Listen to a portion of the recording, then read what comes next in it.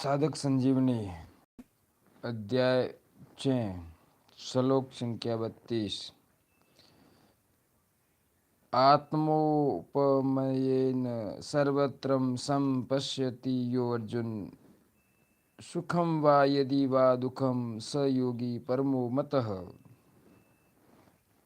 हे अर्जुन, जो भक्त अपने शरीर की उपमा से सब जगह मुझे समान देखता है और सुख अथवा दुख में भी समान देखता है, वह परम योगी माना गया है।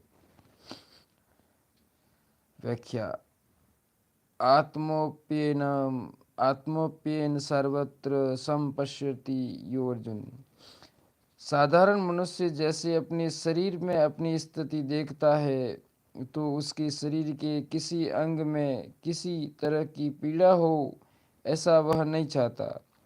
प्रत्युत सभी अंगों का समान रूप से आराम चाहता है। ऐसे ही सब प्राणियों में भगवान को समान देखने वाला भक्त सभी प्राणियों का समान रूप से आराम चाहता है। उसके सामने कोई दुखी प्राणी आ जाए तो अपने शरीर के किसी अंग का दुख दूर करने की तरह उसका दुख दूर करने की स्वाभाविक चेष्टा होती है। तात्पर्य है कि जैसे साधारण प्राणी की अपने शरीर के आराम के लिए चेष्टा होती है, ऐसे ही भक्त की दूसरों के शरीरों के आराम के लिए स्वाभाविक चेष्टा होती है।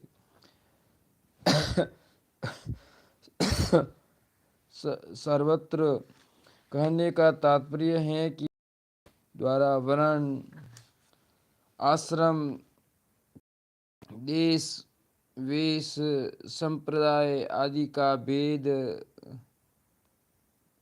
न रखकर सबको समान रीति से सुख पहुँचाने की स्वाभाविक चेष्टा होती है।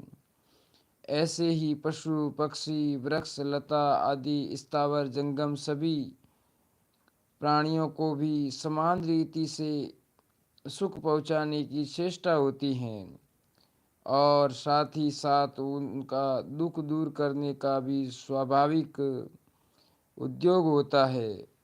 अपने शरीर के अंगों का दुख दूर करने की समान चेष्टा होने पर भी अंगों में भेद दृष्टि तो रहती ही है और रहना आवश्यक भी है।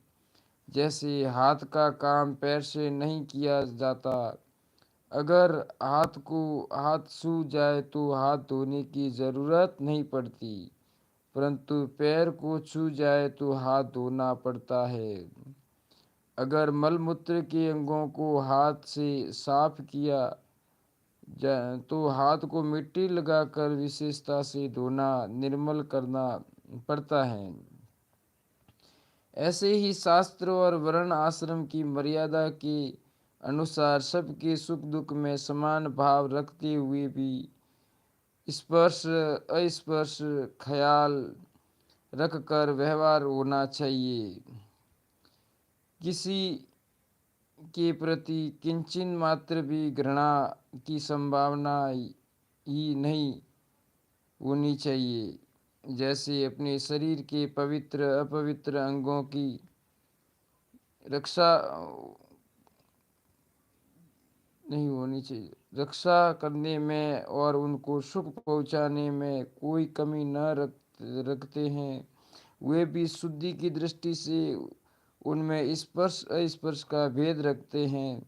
ऐसे ही शास्त्र मर्यादा के अनुसार संसार के सभी प्राणियों में स्पर्श अस्पर्श का भेद मानते हुए भी भक्त के द्वारा उनका दुख दूर करने की और उनको सुख पहुँचाने की चेष्टा में कभी किंचित मात्र भी कमी नहीं होती। तात्पर्य है कि जैसे अपने शरीर का कोई अंग अस्पर्श्य होने पर भी वह अप्रिय नहीं होता, ऐसे ही शास्त्र मर्यादा के अनुसार कोई